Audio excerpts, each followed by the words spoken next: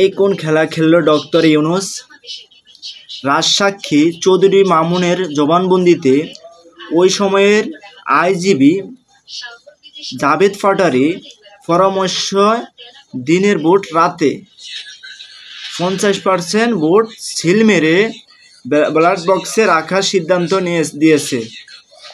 তার পরামর্শে সরকার এই দিনের ভোট রাতে করেছে 50%। কারণ ভাই এই দেশে তো গণতান্ত্রিক রাষ্ট্র।